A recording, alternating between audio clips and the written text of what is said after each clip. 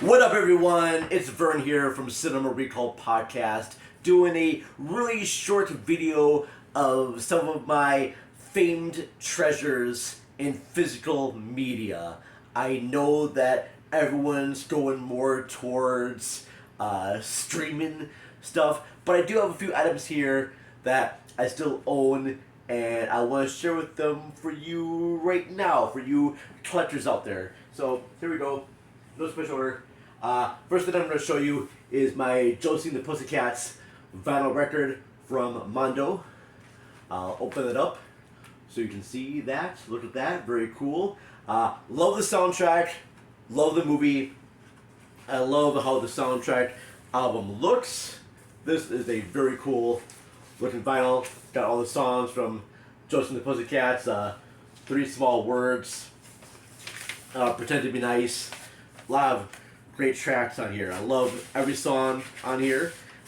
This also comes with a very cool booklet that talks about the making of the soundtrack record, and it has interviews from the cast members and Kay Hanley from Letters to Cleo and Babyface. And I'm not doing the best job of showing you this on here. You can't really see it all that well, but very cool stuff, especially if you're interested in the movie like I am. It also comes with, I'm going to show you this really fast. Where did I put it? Where'd you go? Ah, there you are. I see you. It comes with, folks, the De Jour 45 single. Look at that. Very cool. There it is, De Jour. So, yeah. Like I said, very cool shit. Love that very much. Shout out to Russ Burlingame, who wrote the book about the best movie ever. It says right there.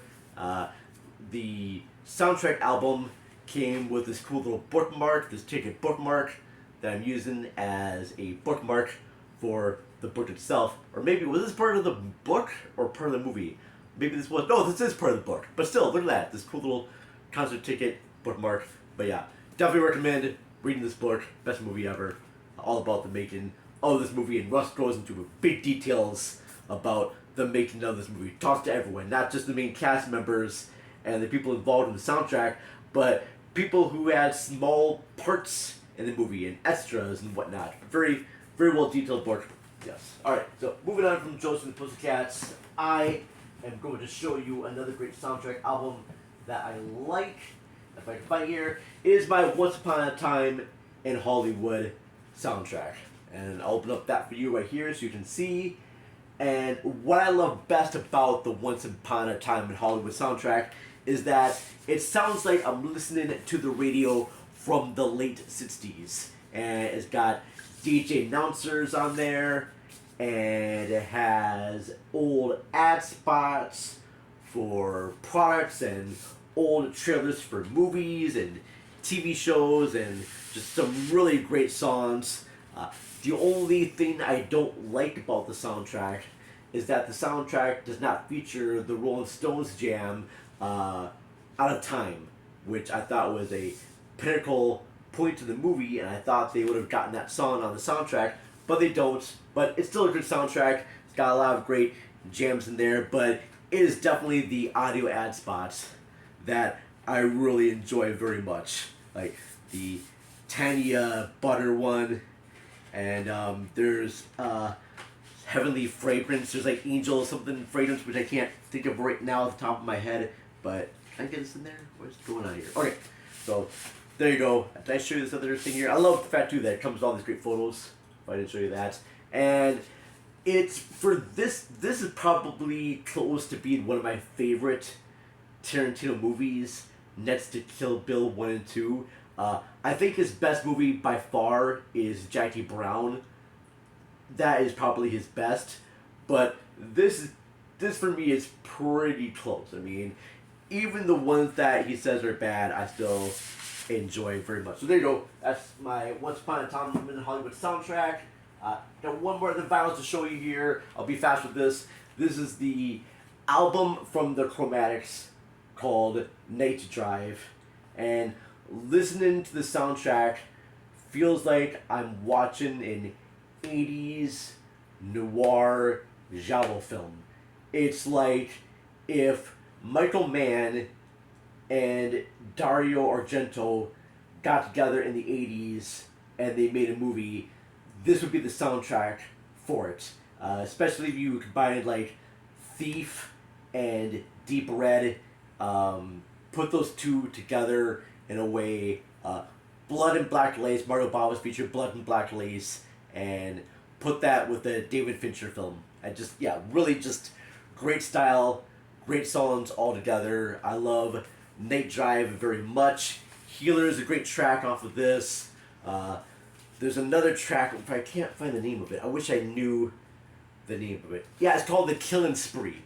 And that intro itself is very much a giallo film. I mean, like Nicholas Winding Refn doing a full giallo film that he did more with the Neon Demon. So there you go. There's that. Yep,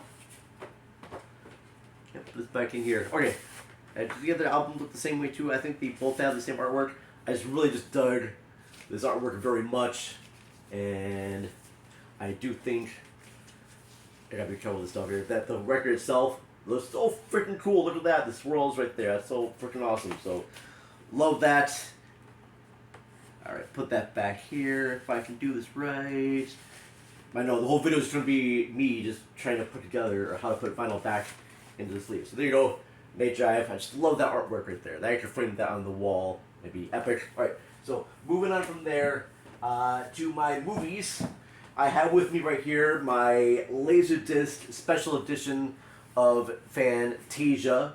Fantasia is one of my favorite animated movies. It was the first movie I ever saw in theaters. And I got to see it at a theater that only had one screen.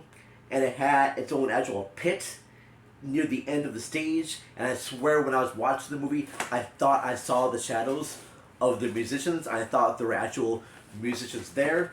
But one cool thing about this that I will share with you is it comes with this cool little, see that right there, this lithograph that's got the scene from The Sorcerer's Apprentice. Very cool artwork. So when I was watching the movie, and I saw the circular pit, and I saw the shadows, I thought, oh, well, there's actually people playing the songs that I'm hearing. I thought it was actually a full orchestra. And at the end of The Sorcerer's Apprentice, when Mickey Mouse comes to meet the conductor, I thought Mickey Mouse was actually there and meeting the conductor. Keep in mind, folks, that I was 7 years old when I first watched the movie, and it's definitely a movie that got me interested in movies and knowing about storytelling. Even at a young age, knowing how important music is to tell a story. And this book has all the great facts and behind the scenes tidbits about the making of Fantasia, featuring all this really great artwork that you're seeing here. Hopefully I'm showing this best. Hopefully this is coming out fine for you here, but very cool stuff. And I remember when this Laserdisc first came out, it was like $200 or so to buy it new. And I was, because yeah, Laserdisc back in the day was super expensive. I mean, even for like a regular disc itself, like Laserdisc were like the Criterion before Criterion was. I mean, they're just huge stuff. So yeah, hoping that you can all see that stuff. So very cool. I love Fantasia, and I know I can watch this on Disney Plus, but I do watch it on Laserdisc just because it has that film quality to it. Though it feels like I'm watching this on actual film, and I can see the little grains of the picture. And I think this might be the original uncut version. But yeah, anyways, there it is, Fantasia. Absolutely love it. Alright, let's put that back here.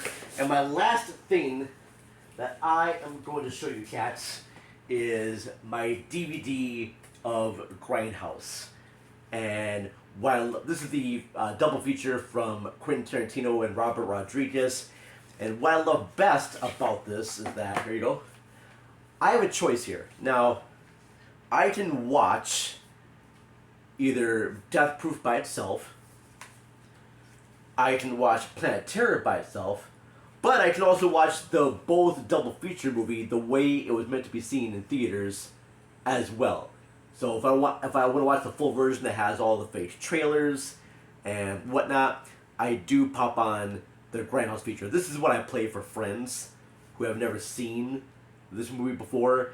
I play them the version that has all the fake trailers because it's a fun movie. But sometimes I want to watch just Death Proof. And I love the fact that this disc has, the movie, and then it has all the special features right there. Same thing too with Planet Terror. I can watch Planet Terror by itself. I can watch it with the commentary or audience reaction track, or I can just watch the special features too. So very cool. I love that these all look like vinyl records on here. I thought it was very, very cool. This was a Japanese import that I found at Half Price Books. I snagged it up right away because this is a very difficult movie to get a hold of, and that's why I have it. I keep it. I know there's a Blu-ray version of this, but the Blu-ray version only has just the movie Grindhouse with the special features. It does not have each movie individually. And I thought I think I got this for like $10 to get all these great features is just a really great steal. I know a lot of people give Death Proof, Tarantino's feature, a lot of flack. I think Tarantino even gave Death Proof a lot of flack. I think it's great. I love the characters he writes for this. He writes really strong woman characters. And if you're thinking, girls don't actually talk this way, I've always seen girls talk that way.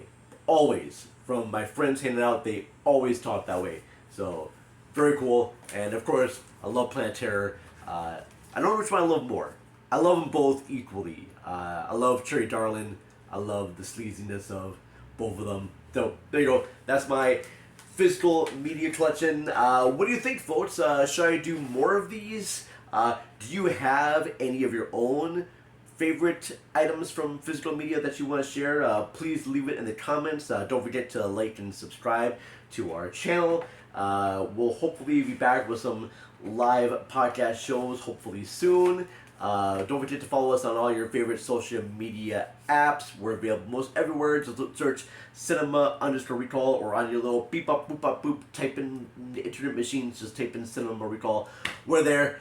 Alright, folks, said all that I want to say right now. Alright, here's another quick little physical media. I got my Men in Black cup right here. So, anyways, folks, I'm Vern, and I hope you all have a great day, and I will talk to you very soon. Cheers, y'all.